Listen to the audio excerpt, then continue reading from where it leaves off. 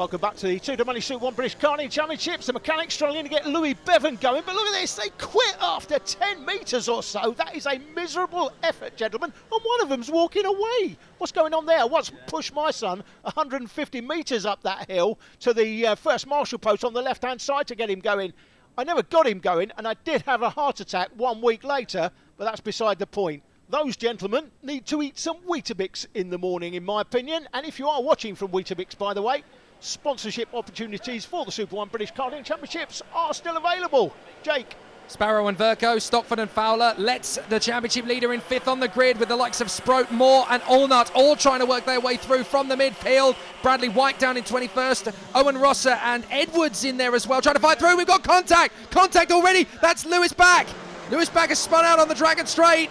And it looks as though his front fairing is going to be out of position, so almost certainly if he doesn't restart the race anyway, it's going to be a problem. But if he does, he may well get a penalty. Stephen Letts charging his way forward, and there's more contact down at the bottom of Damon Hill. 1 or 2 more disappearing, but Simon Verco is in second position. He will take the championship lead if the race stays like this. But look, we've got all sorts of drivers trying to fight their way through the field. I thought I saw Carl Sproat making up a position. We've got those two that collided down at the bottom of Damon Hill were Amy Duke and Max Goldsmith, so those two were in an incident there. There is Amy Duke getting out of the kart, Max Goldsmith trying to talk to her.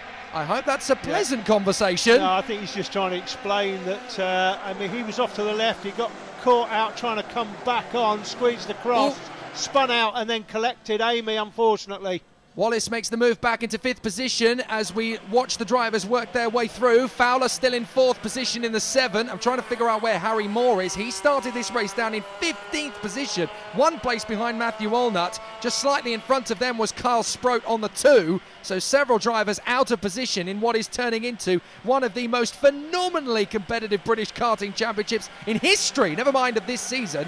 It shouldn't be that competitive in this class because Stephen Letts came into this round with a huge championship lead. However, he got caught up in an incident in an earlier heat yesterday it was. I was standing with his team principal Dave Litchfield, and Dave was not best pleased, let's say that, as we see Stephen Letts making up a place, comes down the hill. Up on the inside of Wallace. Oh, contact!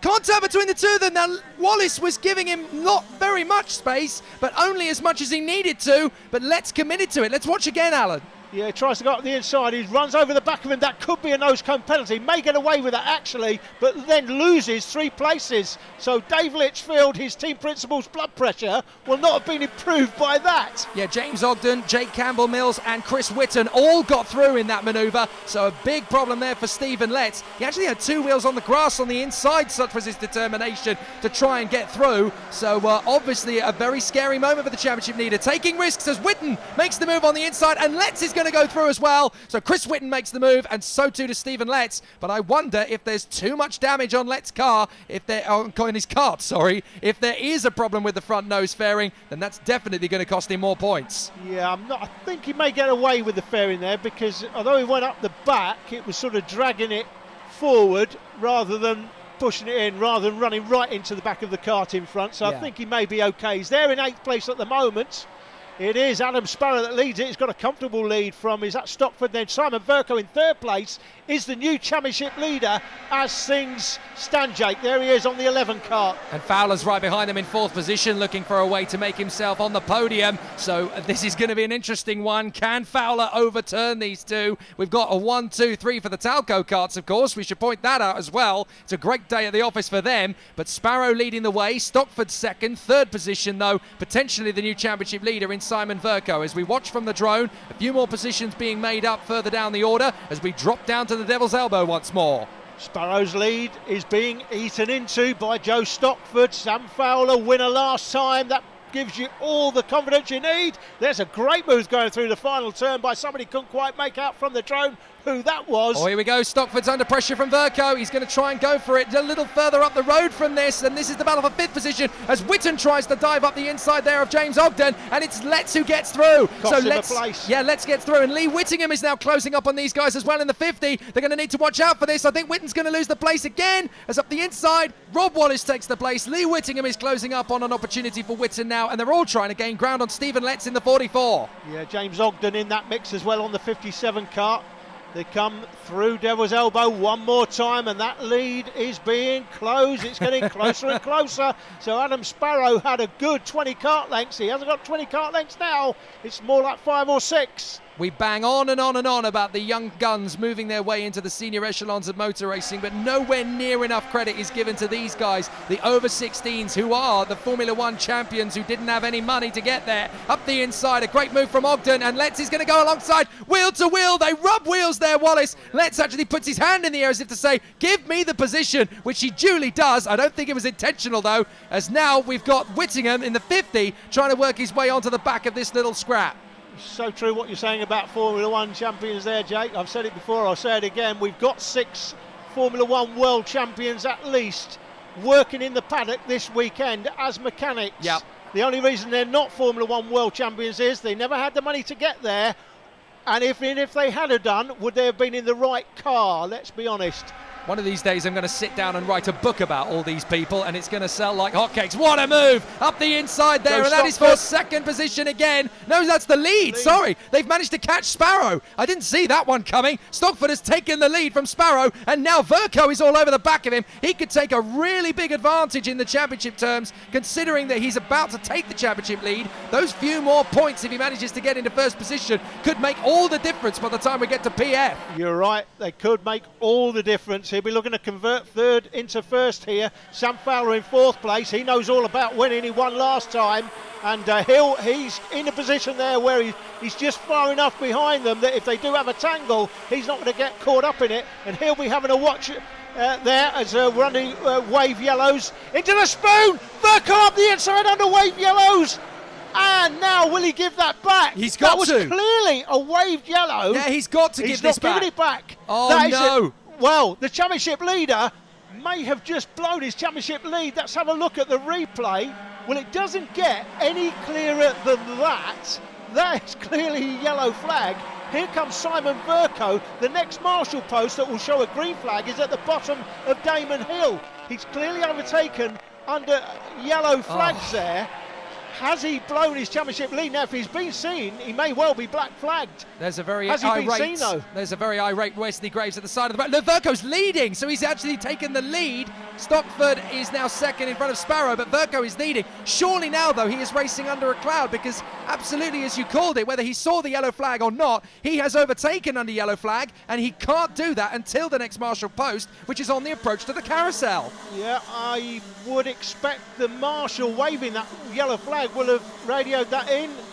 That's what I would expect, but how'd you call this? Who knows? Who knows whether he has? If he hasn't, he might just about get away with it. And but of course, that clearly was an overtake under yellows. And this is an inter-team squabble, don't forget. This is the Talco Racing trio out in front, being caught now by Sam Fowler as they trip over each other. Sam Fowler's got a great opportunity here to get them all, because now we've got a hesitant Verco who may have to give up the place if he is aware of the fact that he's made that overtake under yellow flags. If he doesn't, then the other two behind him are going to be quite irate about it, in particular the man who was overtaken under yellow flags, which was Joe Stockford. Sparrow's been nabbed by both of them. Fowler's going to try and get them. We're into the last lap, and this is an incredibly intense squabble that we're about to witness, because the man leading the race has clearly overtaken under yellow flags. Joe Stockford is your fastest man, 44.15.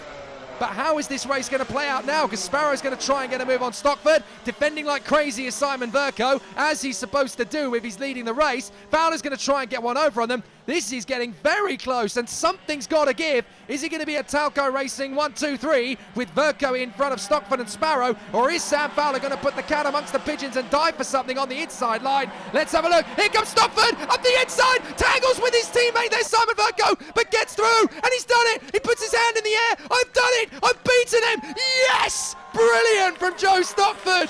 What a move! Verco's ended up third, Jake. Sparrow got through in the final turn as well. Oh, what a hammer blow for Verco. So in the end, he ends up accidentally giving the places back he gained anyway.